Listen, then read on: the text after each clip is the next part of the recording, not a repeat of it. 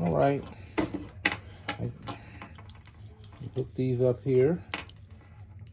This is for my ODB2 breakout box. I'll plug that in there. It's not coming on, so I got to change the fuse in it.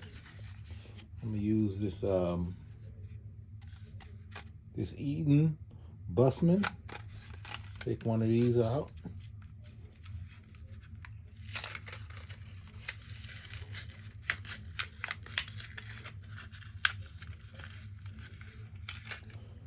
We got one of those. Sit it right there. And okay.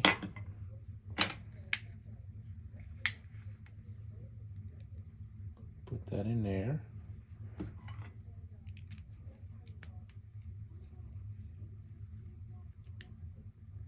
Okay.